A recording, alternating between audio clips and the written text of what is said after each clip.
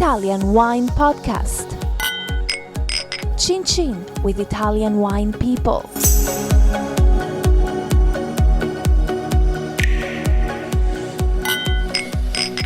This podcast is brought to you by Native Grape Odyssey.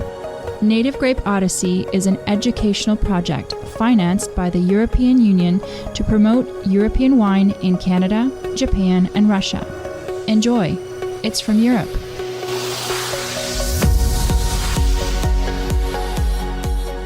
Hello, this is the Italian Wine Podcast. My name is Monty Waldin. My guest today is Luca D'Attoma. Hi. Luca is a consultant who's Italian, but who works in various countries. Italy, Spain, anywhere else? Yes, and also in Swiss, in Switzerland. Ticino. And your assistant is? Lorenzo Fortini. Lorenzo, say hi. Hi, I'm Lorenzo. Where are you from, Lorenzo? Dove sei? Verona. So you're Veronese. Luca, dove sei? I'm born in Tuscany, close Florence. Okay, so a Tuscan and a Venetian. Oh, Veneto. Tuscan Yeah. and Veneto. Okay, what is a typical day in the life of a consultant, Luca? During the harvest, the day is very full. Wake up very early. Good breakfast with eggs, ham, and bread, and many foods. So you do it in Italian, say fare il pieno. You like Yes, full. Putting fuel in the tank. Yes, in the end I'm full. I go in the car and very fast in some parts, it depends. I organize the day before. I talk with the Enologist in the cellar, the winemaker, and also as independent for the harvest, independent for the ripeness of the grape. I think I'm a good driver and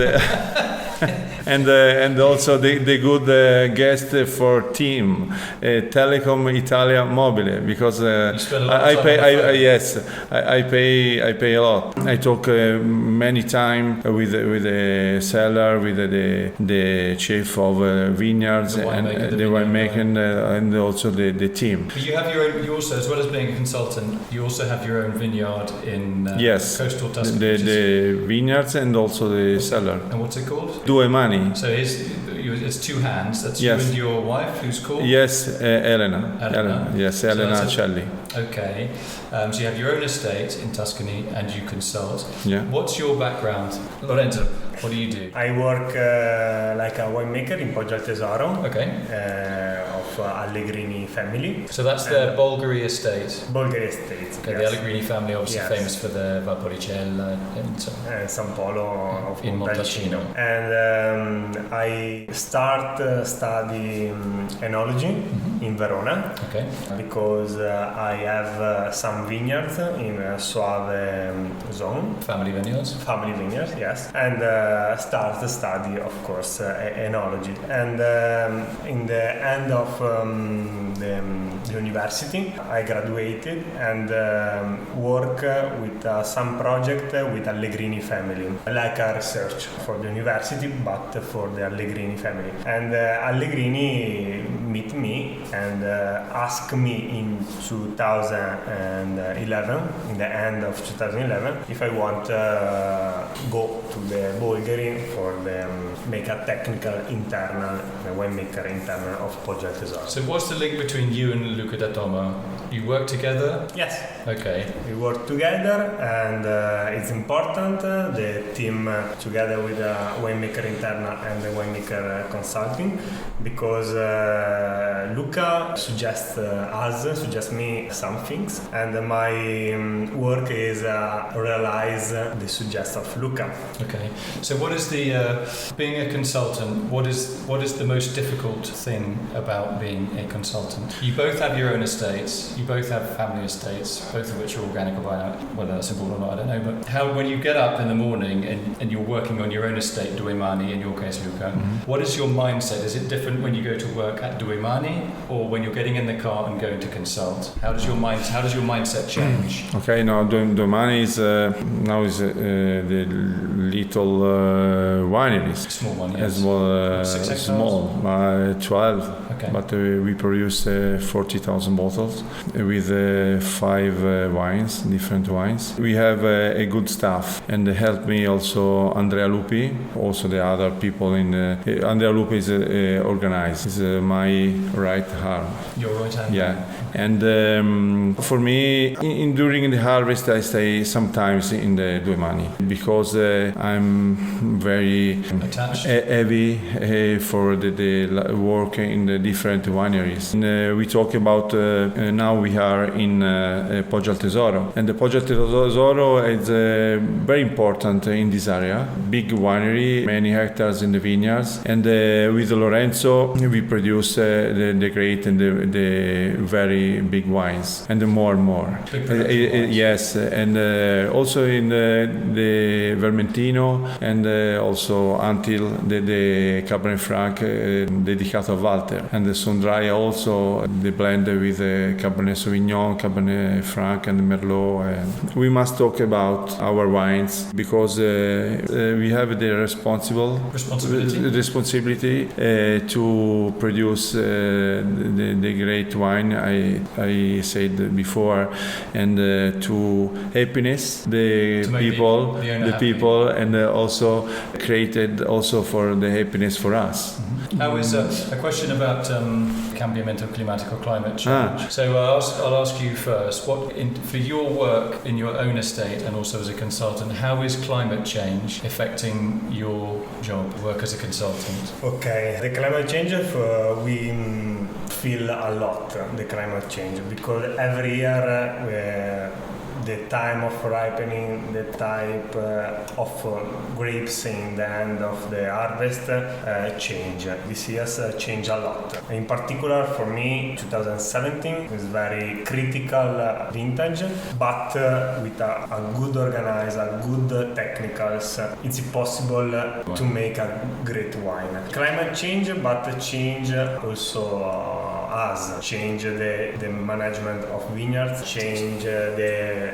vinification. So Luca's nodding there. Why are you're doing this? You're agreeing. So what are you doing as a consultant? Maybe 10 years ago you had a certain way of working. Now with climate change, how is your work having to change? How are you adapting to that as a consultant? It's easy for me.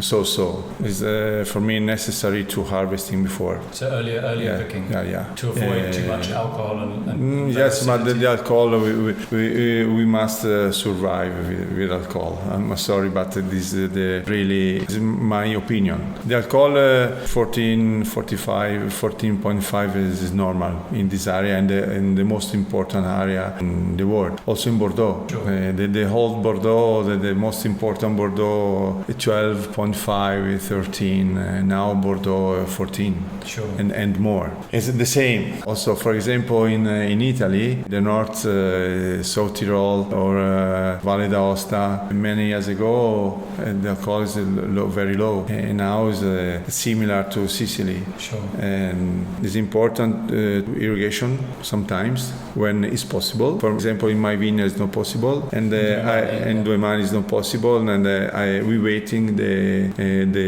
rain. Fortunately, in Poggio al Tesoro is possible. For this, the plant is very well balanced, and we have the vineyard in totally area very, very perfect performance vineyard. Well planted. And when it's possible to harvesting when the grape is ready, it's very important. So when you're planting a vineyard as a consultant, say there's a new field and they want to replant, is your choice of rootstock, Portinesto, is that changing because of climate change? Are you looking at more drought-resistant rootstocks? Okay, the Portinesto, the roots, no change. No? No. For example, many years ago, some people used the 3309, but too feeble for low. Yes. Now we use 420 or 110 Richter.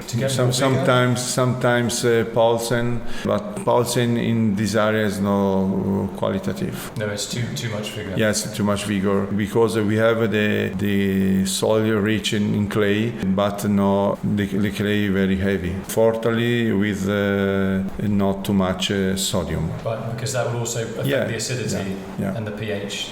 No, the pH is dependent. The pH in the wine and the juice depend from the harvest, from the year. This year, for example, we are happy for the pH. Now, after the rain, last weekend it was raining a lot. The pH is a little bit high, but not a lot, 0.1. No, but the grape is ready to pick up. Okay. Where do you see yourself in 10 years' time? Where do you see yourself?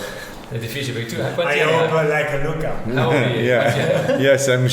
No, I'm 33. 33. Okay, Luca's 22. Yes. Wow. He paid me 50 euros. No. Yeah. My watch is broken in 40 many years ago. Okay, Lorenzo, where do you? Obviously, your life is in wine. Do you ever see yourself changing to do another job, consulting in like other farming activities, or sticking with wine? Yeah, difficult wine question, but I see myself work again. Still in wine, yeah. Still in wine, yes. I hope still in Poggio al Tesoro. Okay, and another question. Luca has his own biodynamic estate with his wife, and you obviously work for an organic estate in there. Yes. All their estates are organic.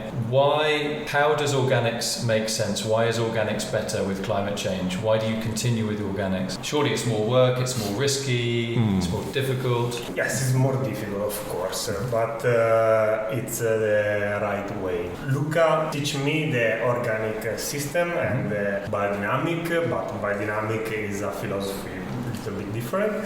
But the organic, after 4 years, I can say it's the right way. Also for the climate change. Yeah, you can see the difference. The different in the grape, but of course the winemaker, the focus of winemaker is the wine, the final wine, and all the harvest, the management of vineyard, it's the focus for the final wine, and the organic change the grape for the wine. The wine is the better. Okay, so you get better pH and better pH. I see a little bit. So pH is acid strength in the wine, which is important.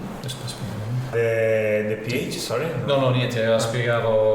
Okay. Yeah, I see the pH a little bit low, not a lot, of course, pH is important, but it's difficult low the pH. But in the end, the energy of the wine, the quality, the extraction, la salubrietà. The clarity. Salubrity. The clarity, yes. We could say, yeah. Is very more in organic method.